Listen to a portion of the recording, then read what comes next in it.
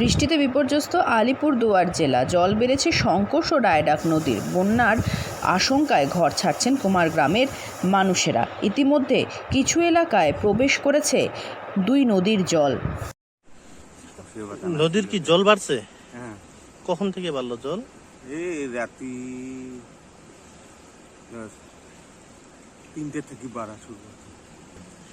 আপনার পাশেই বাড়ি এইখানেই? হ্যাঁ, জল বাড়লে কি ভয় বা একটা এই ধরনের কাজ করে মাথায়? সম্ভাবনা আছে আরো নদী বড় হবার।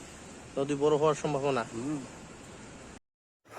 এদিকে ভারী থেকে অতি ভারী বৃষ্টির সতর্কতা রয়েছে আলিপুরদুয়ার জেলায়। নদীর জলের ভয়ঙ্কর রূপ দেখে রীতিমতো ভীত এলাকাবাসীরা। ভুটান পাহাড়ের বৃষ্টির জল এসে মিশেছে এই নদীগুলোতে।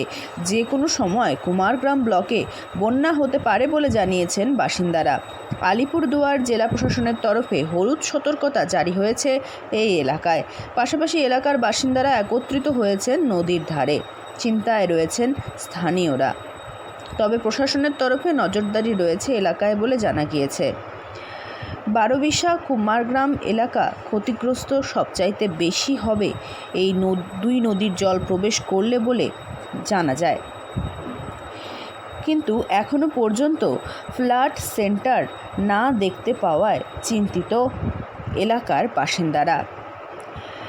বৃষ্টির কারণে এবং নদীতে জল বাড়ার ফলে দুরাত ধরে চোখের পাতা এক করতে পারছেন না কুমারগ্রামের বাসিন্দারা। নদীর ধারেই দিন কাটাচ্ছেন তারা।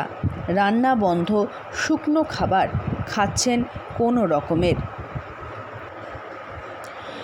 বারোবিশা হাই স্কুলেও ঢুকে গিয়েছে নদীর জল। সেখানেও পঠন পাঠন বন্ধ রয়েছে।